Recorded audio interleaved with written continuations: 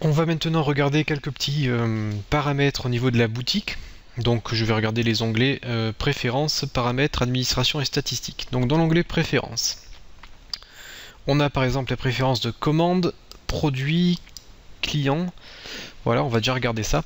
Donc au niveau de la commande, j'ai effectué une petite modification. Vous pouvez sélectionner le processus de commande. Donc en général, le standard 5 étapes, c'est pas mal.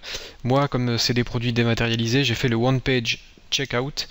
Du coup, lorsque je commande un produit, que je clique sur commander, au lieu d'avoir les 5 étapes de paiement, j'ai une seule page avec récapitulatif de la commande, adresse, méthode de livraison et méthode de paiement. Donc on peut tout faire sur une seule page.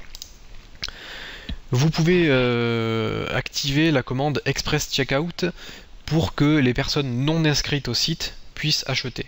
Donc moi j'ai activé cette option car c'est des produits en téléchargement. Voilà les conditions générales de vente. Vous pouvez créer une page par défaut. Vous pouvez autoriser les emballages cadeaux. Est-ce que vous voulez proposer des emballages? Est-ce qu'il y a un tarif, etc. Au niveau des produits, vous pouvez passer en mode catalogue et du coup vous ne pouvez plus vendre, vous pouvez juste avoir un catalogue en ligne où on peut regarder vos produits mais on ne peut pas les acheter. Du coup pour les acheter il faudra aller au magasin. Donc voilà ce qui pourrait vous intéresser. Vous pouvez définir le nombre de produits par page. Sur la page produit, moi je ne veux pas afficher les quantités disponibles car j'en ai à l'infini. Afficher les quantités lorsque celles-ci sont inférieures à 3. Là c'est pour en gros afficher un message en rouge, attention, bientôt plus disponible. Vous avez la possibilité d'activer une sorte de zoom. Je vais vous montrer à quoi ça ressemble. Au lieu d'ouvrir la photo en grand, vous pouvez avoir juste un zoom sur la photo. Qu'est-ce qu'on a d'autre? Afficher le prix, réduction comprise, on va laisser par défaut. Stock des produits. Autoriser la commande si le produit est en rupture de stock. Moi j'active car je ne peux pas avoir de rupture de stock. Je n'active pas la gestion des stocks pour ma boutique car je n'ai pas de stock, c'est que des produits virtuels. J'enregistre. Je vais aller sur ma boutique. Et je vais aller sur une des pages produits, on va voir. Bon, le temps que ça charge, on va regarder les types de processus enregistrement. Téléphone, est-ce qu'on veut le téléphone ou pas? Je vais mettre non. Envoyer un email après la création du compte. Délai minimum avant de pouvoir régénérer le mot de passe. Activer le mode B2B pour faire du commerce avec les professionnels. Ok, donc là comme je vous l'ai dit, je vais regarder une formation, par exemple celle-ci.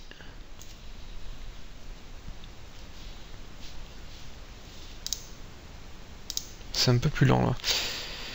Voilà, et là donc en gros, je peux mettre une très grosse image et je vais avoir une sorte de zoom sur cette image. Ça va m'afficher l'image en taille réelle et je vais avoir une sorte de zoom dessus. Donc ça peut être pas mal en fonction du type de produit que vous vendez. On va essayer de voir celle-ci.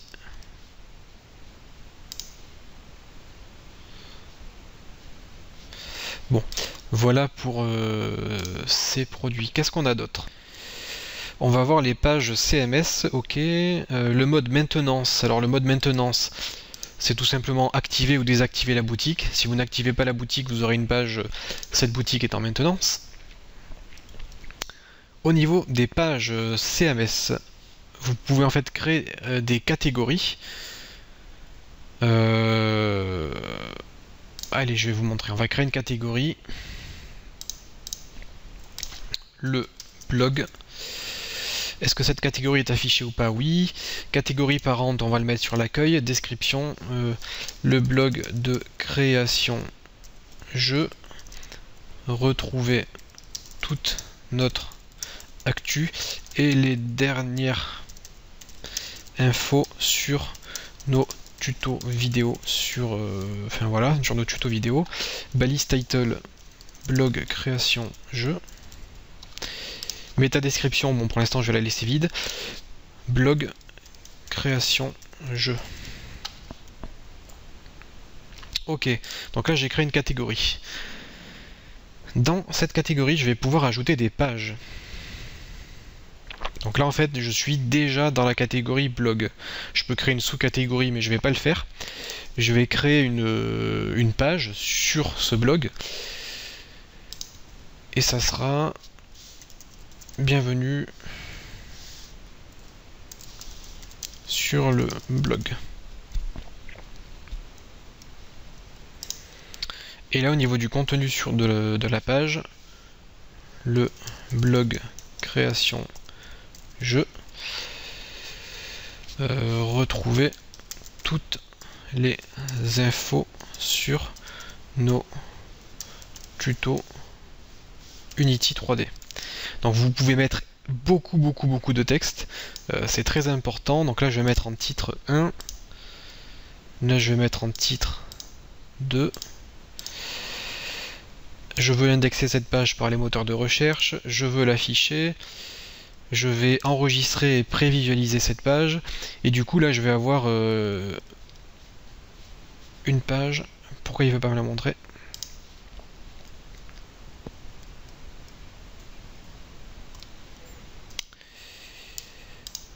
Je vais voir si on la voit ici.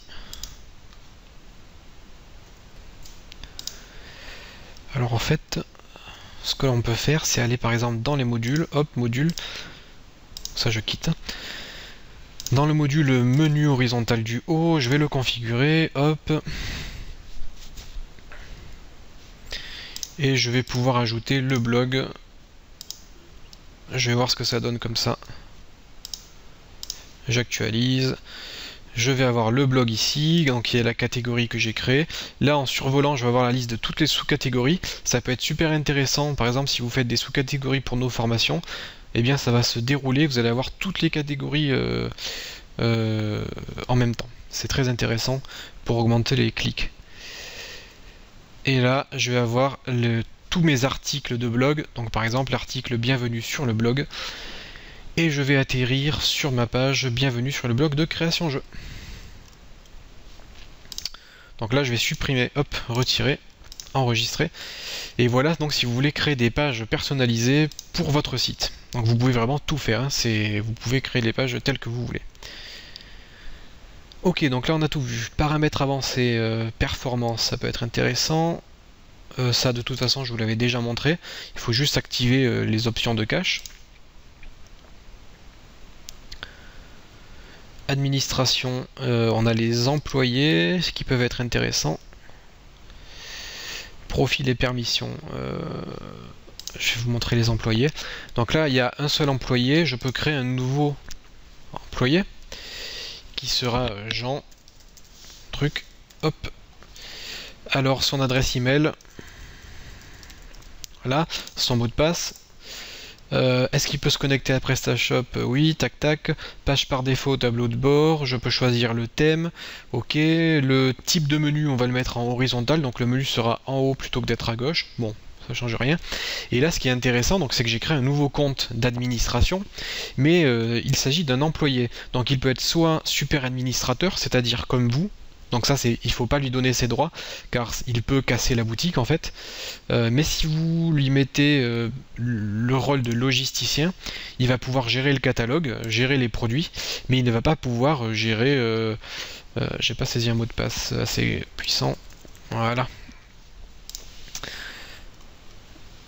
Donc là, mon employé n'aura pas accès à tous les menus que j'ai ici. Il pourra gérer le catalogue, les commandes, éventuellement les clients, mais vous pouvez créer des rôles. Vous avez le rôle de celui qui va s'occuper du stock, vous avez le rôle de celui qui va s'occuper du service client, et pour gérer les rôles et les permissions, vous allez avoir profil et permissions.